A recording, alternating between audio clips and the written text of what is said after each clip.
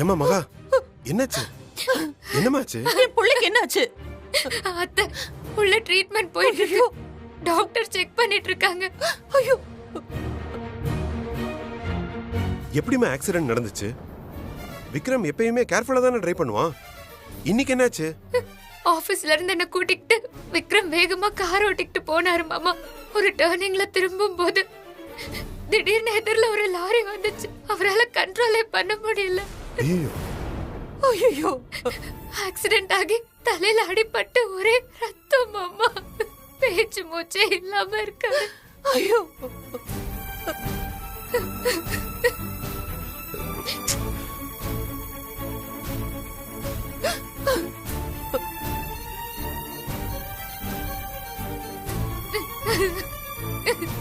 நீ கவலைப்படாதம்மா, அதெல்லாம் ஒண்ணும் ஆகாது. நான் டாக்டர் கிட்ட கேக்குறேன். உனக்கு? எனக்கு ஒண்ணும் இல்ல மாமா, சின்ன காயம்தான். மருந்தெல்லாம் போட்டிருக்காங்க. அதான் பார்த்தாலே தெரியுதே, நீ நல்ல கன் மாதிரி தெளிவாதான் இருக்கிற. ஆனா மாப்பிளைக்கு மட்டும் அடிபட்டு இருக்குது. 2 பேரும் ஒன்னாதான கார்ல போனீங்க? ஆமா சித்தப்பா, ஆனா ரைட் சைடுல தான் லாரி இடிச்சது. அவரு பக்கம் தான் கார் டேமேஜ் ஆச்சு. அவருக்கு தான் சித்தப்பா பெரிய அடி. எனக்கு சின்ன ஸ்ராய்ப்பு மட்டும்தான். ஐயோ, நீ அவன் கூட போனதுனால உனக்கு குட் லக்கு, அவன் உன் கூட வந்ததுனால அவனுக்கு bad luck. Doctor, doctor, doctor, புள்ள விக்ரம் எப்படி இருக்காரு? விக்ரம் இப்ப எப்படி இருக்கான் சொல்லுங்க. சொல்லுங்க டாக்டர். சொல்லுங்க டாக்டர். நீங்க? நான் அவரோட வைஃப், இவங்க அவரோட பேரண்ட்ஸ்.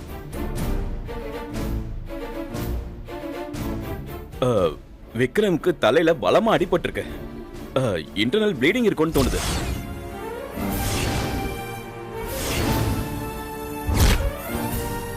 சில டெஸ்ட்லாம் எடுத்திருக்கோம். நியூரோ சர்ஜனையும் வர சொல்லியிருக்கோம். அவர் வந்து செக் பண்ணிட்டு ஆபரேஷன் தேவைப்படுமான்னு சொல்லுவாரு. கொஞ்ச நேரம் வெயிட் பண்ணுங்க, சரியா? என்ன?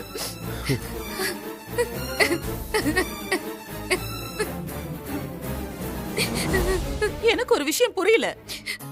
ஆபீஸ்க்கு போன நீங்க எதுக்காக இடையில கார் எடுத்துட்டு வெளியில போகணும்? அத்தை, அவர்தான் ஒரு இடத்துக்கு போகணும் வான்னு சொல்லி ஆபீஸ்ல இருந்து என்ன கூட்டிட்டு போனார். அத்தை, ஆபீஸ் வேலையை விட்டுட்டு உன்னை கூட்டிக்கிட்டு ஊர் சுத்துறதுக்கு போனான் அவன்.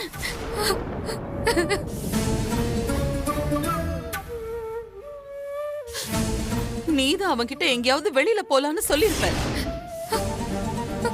இதுக்குதான் உன்னை ஆபீஸ்க்கு போக வேண்டாம்னு நான் சொன்னேன். நீ போகாம இருந்திருந்தா அவன் வெளியில போய் இப்படி ஆக்சிடென்ட்ல மாட்டிருப்பானா?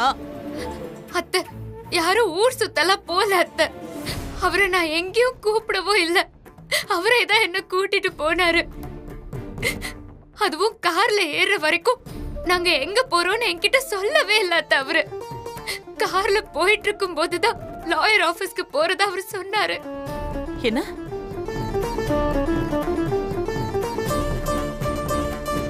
லாயர் ஆபீஸ்கா? அங்க எதுக்கு அவன் போறான்? அதுவும் ஒன்ன கூட கூட்டிக்கிட்டு?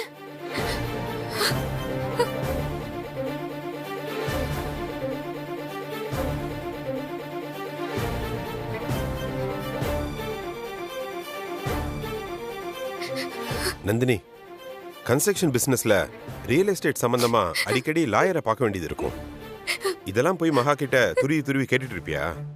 ஏதோ நம்ம கெட்ட நேரம் ஆக்சிடென்ட் நடந்துருச்சு, இதுக்கு யார் என்ன பண்ண முடியும்? இல்லங்க, இல்ல, வேற ஏதோ ஒண்ணு நடந்திருக்கு. இவ மறைக்கிறா.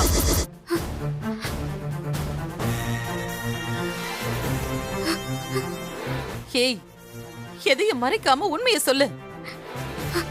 காருக்குள்ள வச்சு உங்களுக்குள்ள என்ன நடந்தது? அவன் ஏன் இப்படி வேகமா கார் ஓட்டினா? எப்படி ஆக்சிடென்ட் நடந்துச்சு? சொல்லு, சொல்லுடி.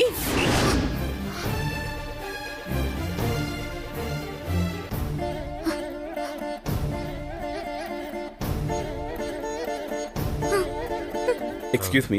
வாங்க சிஸ்டர். சிஸ்டர், என்ன நடக்குதுன்னு சொல்லுங்க சிஸ்டர். நியூரோ சர்ஜன் தான் டாக்டர் கூட போறாரு, செக் பண்ணிட்டு சொல்வாரு, கொஞ்சம் வெயிட் பண்ணுங்க.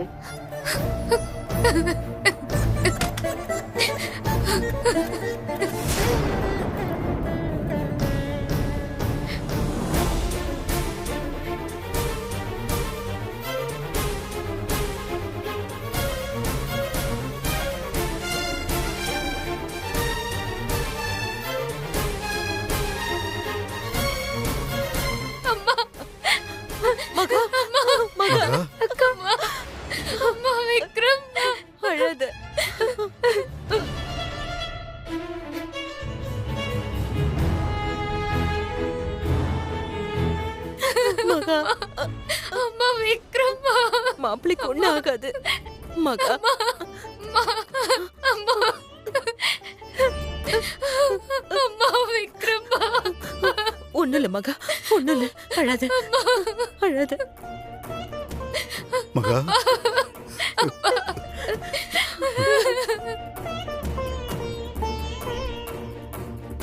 அழாதக்கா. உனக்கு இப்படி அடிபட்டு இருக்கு?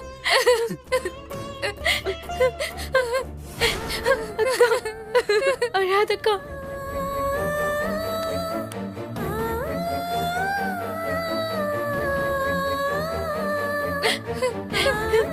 எல்லாம் சரியாயிடும், நீ அழாத, சரியா? அழாதம்மா, தைரியமா இரு.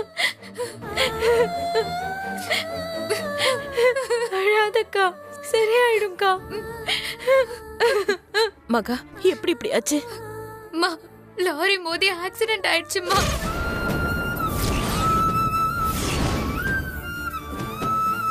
நீ ஆக்சிடென்ட் சொன்னது எங்களுக்கு கையும் ஓடல காலும் ஓடலமா.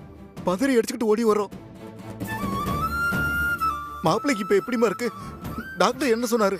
பா தலையில பலமா அடிபட்டதுனால அவரு இன்னும் மயக்கத்துல தான்ப்பா இருக்காரு. கண்டிப்பா தேவைப்பட்டா சர்ஜரி பண்ண வேண்டியது இருக்கும் டாக்டர் சொல்லிருக்காருப்பா.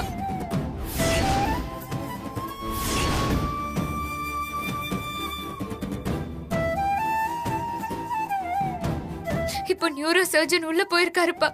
அவர் தான் செக் பண்ணிட்டு ஆபரேஷன் வேணுமா வேணாமான்னு சொல்லுவாரா. மகா, அதெல்லாம் எதுவுமே ஆகாது மகா. அந்த கடவுள் நம்மள கைவிட மாட்டாரு. நீ தைரியமா இருடி.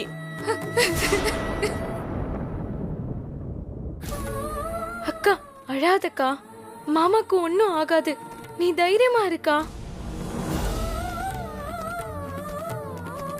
சமந்தி, சமந்தி, விக்ரம் மாப்பிள்ள இப்ப எங்க வீட்டுக்கு வந்தப்ப கூட அவ்வளவு பேச்சு சிரிப்பும் சந்தோஷமா இருந்தாரு.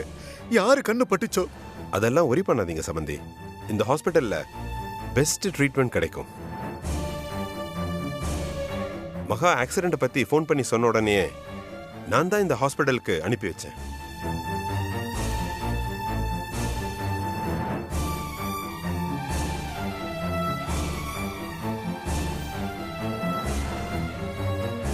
மகாவும் டைம் வேஸ்ட் பண்ணாம சீக்கிரமா கொண்டு வந்து சேர்த்துட்டா. அதனால இனி பயமே இல்லை. நாம தைரியமா இருக்கலாம் சமந்தி. Doctor, doctor, doctor, neuro surgeon என்ன சொன்னாரு? டாக்டர் விக்ரம் சொல்லுங்க டாக்டர். என்னாச்சுன்னு சொல்லுங்க டாக்டர் ப்ளீஸ்.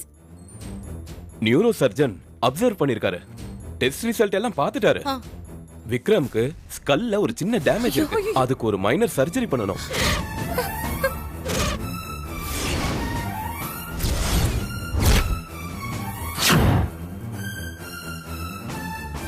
சர்ஜரியா? அதுவும் தலையில? டாக்டர், சர்ஜரி இல்லாம சரி பண்ண முடியாதா? ரொம்ப அவசியங்கிறதுனால தான் சர்ஜரியை சஜஸ்ட் பண்றோம். அதுவும் உடனே பண்ணிட்டா ரொம்ப நல்லது.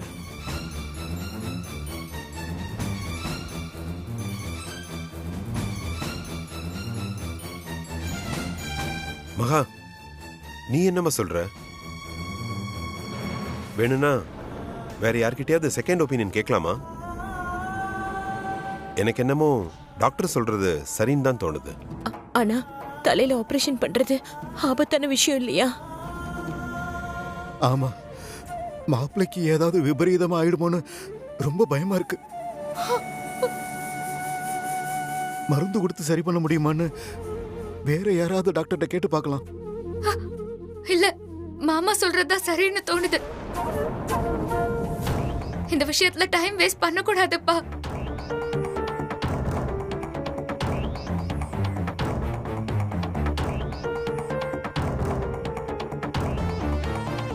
டாக்டர், அப்ப உடனே ஆபரேஷன் பண்ணா கியூர் பண்ணிடலாம்ல? இல்ல, கியூர் ஆகிறதுக்கு 10% தான் சான்சஸ் இருக்கு. என்னங்க இப்படி சொல்றாரு? அப்ப உடனே ஆபரேஷனுக்கு ஏற்பாடு பண்ணுங்க டாக்டர். ஓகேமா, உட்காருங்க.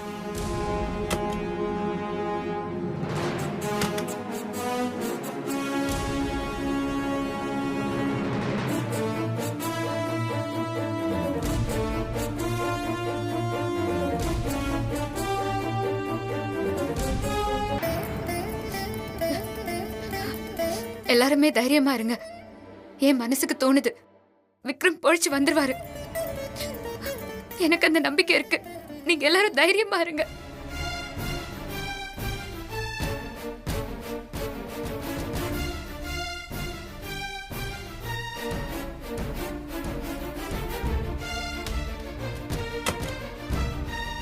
மேம், சர்ஜரிக்கு இந்த மருந்தெல்லாம் வேணும், கொஞ்சம் சீக்கிரம் வாங்கிட்டு வாங்க. அது குடுமா என்கிட்ட கொஞ்சம் கொடு, நான் போய் சீக்கிரம் வரேன். சமந்தி இருங்க, நானும் வரேன். வாங்க வாங்க.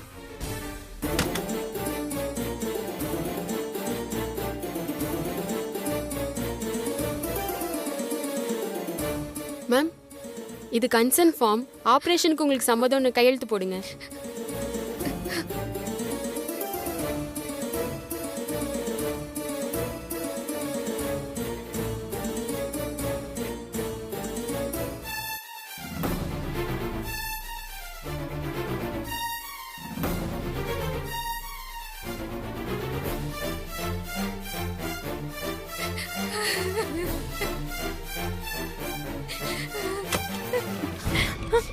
விக்ரம், விக்ரம், மாப்ள விக்ரம், மாப்ள விக்ரம், ஐயோ என் பையன் இப்படி கிடக்குறானே. விக்ரம், விக்ரம், விக்ரம். நாங்க இவர ஆபரேஷன் தியேட்டர் கூட்டிட்டு போறோம். இன்னும் கொஞ்ச நேரத்துல சர்ஜரி ஆரம்பிச்சிருவோம். அம்மாவை பாருடா.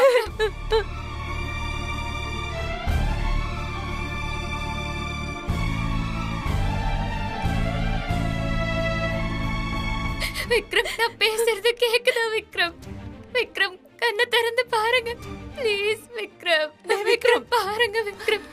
மேடம், பாருடா. மேடம், ப்ளீஸ் மேடம், பேஷண்ட்டை டிஸ்டர்ப் பண்ணாதீங்க, விடுங்க. நீங்க கூட்டிட்டு போங்க. Madam, Vikram, Vikram, doctor sir, இப்ப விக்ரமுக்கு எப்படி இருக்கு? அதெல்லாம் பயப்படாதீங்க, ஒண்ணும் பிரச்சனை இல்ல. ஆபரேஷனுக்கு கூட்டிட்டு போறோம், எல்லாம் சரியாயிடும். நீங்க வீட்டுக்கு கூட்டிட்டு போலாம். நன்றி டாக்டர். என்னக்கா சைலண்டா இருக்க? ரொம்ப பயந்துட்ட போல இருக்கு. ஆமாண்டா. நீ ஏன் பயந்தேன்னு நான் கரெக்டா சொல்லிட்டா?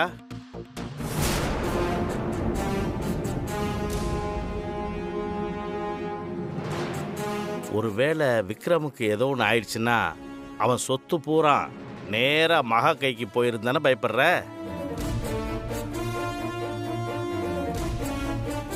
இப்ப அவனுக்கு ஒரு ஆபரேஷன் பண்ணா கூட அவகிட்ட தான் கையெழுத்து வாங்குறாங்க. அவன் சொத்தை மட்டும் நம்மகிட்டே தூக்கி கொடுத்துட போறாங்க. அவகிட்ட தான் கொடுப்பாங்க. அந்த பயம் தானே உனக்கு? நீ என்ன முறைச்சு ஒரு பிரயோஜனம் இல்லைக்கா. அது என்ன உன் பூர்வீக சொத்தா இல்ல விக்ரமுக்கு நீ என்ன சொந்த அம்மாவா? எதுவுமே இல்லையே. நீயா வாலண்டியா வந்து ஒட்டிக்கிட்ட சொந்தம்க்கா. அது சட்டத்து முன்னாடி செல்லாது. நல்லா சாமிகிட்ட வேண்டிக்கா. விக்ரம் பொழைச்சாதான் நாம பொழைக்க முடியும்.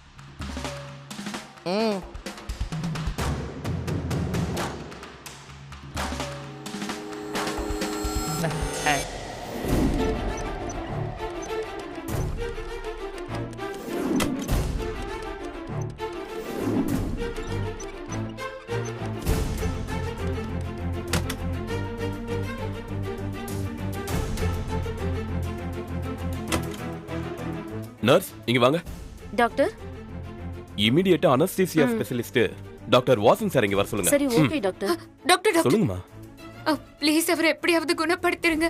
உங்களை தானே கடவுளா நினைச்சு வேண்டி கேக்குறேன். Please doctor. ப்ளீஸ், பெரிய வார்த்தையெல்லாம் சொல்லாதீங்க. பேனிக் ஆக வேண்டாம். தலையில அடிபட்டதால பிளட் கொஞ்சம் அதிகமா ப்ளீட் ஆயிருக்கு. இப்போதைக்கு ப்ளீடிங் ஸ்டாப் ஆக ட்ரீட்மெண்ட் பண்ணி வச்சிருக்கோம். அனஸ்தீசியா ஸ்பெஷலிஸ்ட் வந்த உடனே ஆபரேஷனை ஸ்டார்ட் பண்ணிடுவோம்.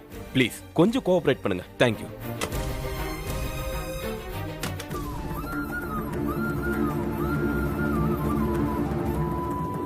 ஏய், எல்லாம் உன்னாலதான்.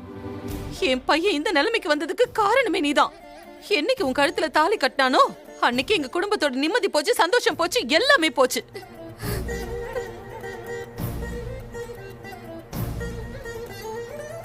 முறைப்படி ஜாதகம் பார்த்து பொருத்தம் பார்த்து கல்யாணம் பண்ணி வச்சிருந்தா என் பையன் தப்பிச்சிருந்திருப்பான். என் நேரத்துக்கு ராஜா மாதிரி இருந்திருப்பான். கருமம் கருமம். உன் ஜாதகத்துல என்ன எழுதியிருக்கோ என்ன தோஷமோ ஒண்ணும் தெரியல. இன்னைக்கு என் பையனுக்கு ஆக்சிடென்ட் ஆகி பொழப்பான மாட்டானான்னு கூட தெரியல. ஐயோ கடவுளே, என் பிள்ளைய எப்படியாவது காப்பாத்து.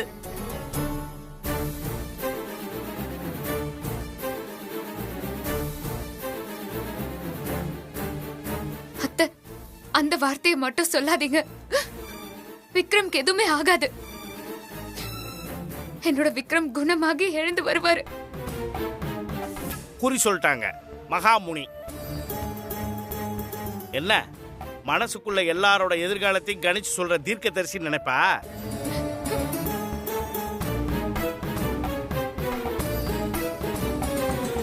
அதான் எங்க அக்கா சொல்லுதில்ல, எல்லாம் ஒன்னாலதான். எப்படி ஜம்முன்னு ஹீரோ மாதிரி நடமாடிட்டு இருந்தான், அவனை கொண்டு படுக்க வச்சிட்டியே. ஐயோ விக்ரம், அக்கா அப்பவே சொல்லுச்சு, நீ அமைதியா வீட்லயே இரு, ஆபீஸ்க்கெல்லாம் போக வேண்டான்னு. கேட்டியா?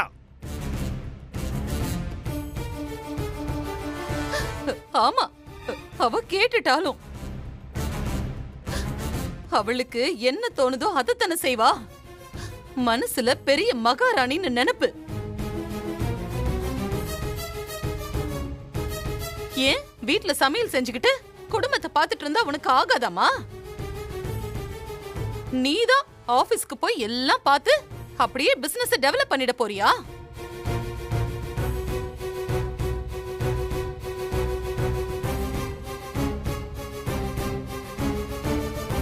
எனக்கு காலையில இருந்து மனசே சரியில்லை.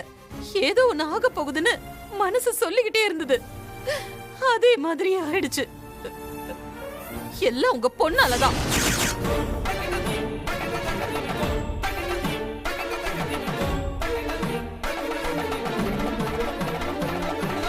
என் பையன் தனி ஆபீஸ்க்கு போயிட்டு வரும்போதெல்லாம் எந்த பிரச்சனையும் இல்லாம நல்லாதான் இருந்தான். இன்னைக்கு இவளும் கூட ஆபீஸ்க்கு போனா எல்லாம் தலைகீழா மாறிடுச்சு. ஆக்சிடென்ட் நடந்தப்ப கூட அவன் கூட இவதான் இருந்திருக்கா.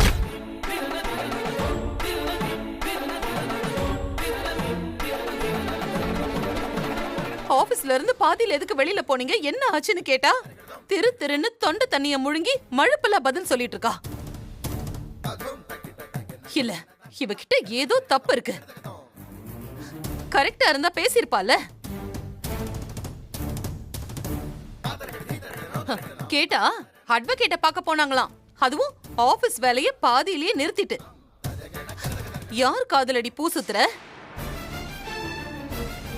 அட்வொகேட்டுக்கு போன் பண்ண அவர் வந்து பார்க்க மாட்டாரா?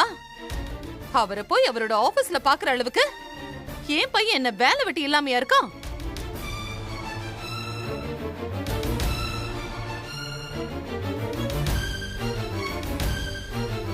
இல்ல, ஏதோ ஒண்ணு இடிக்குது. இவ எந்த பதிலும் சொல்ல மாட்டேங்கிறா. பாருங்க உங்க பொண்ணு எப்படி முழிச்சிட்டு இருக்கான்னு.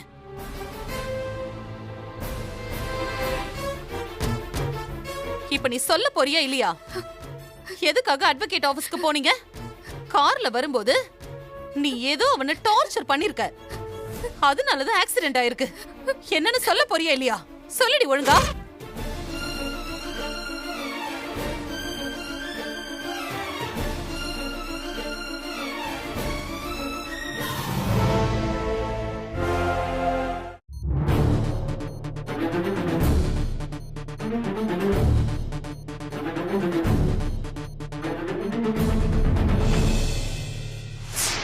சொல்லுமா, அக்கா கேக்குதுல்ல, சொல்லு. இப்ப உண்மை தெரிஞ்சாகணும். விக்ரம் அவ்வளவு கேவலமா கார் ஓட்டுறவன் கிடையாது. அவன் இத்தனை வருஷமா கார் ஓட்டிட்டு தான் இருக்கான். அவன் பிறந்ததுல இருந்தே கார்ல தான் வர்றான் போறான். அப்படிப்பட்டவன் திடீர்னு இப்ப எப்படி ஆக்சிடென்ட் பண்ணிருப்பான்? பதில் சொல்லு.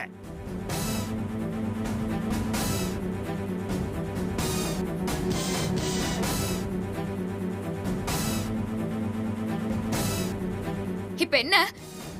உண்மை உங்களுக்கு தெரிஞ்சாகணும், அவ்வளவுதானே? நான் சொல்றேன்.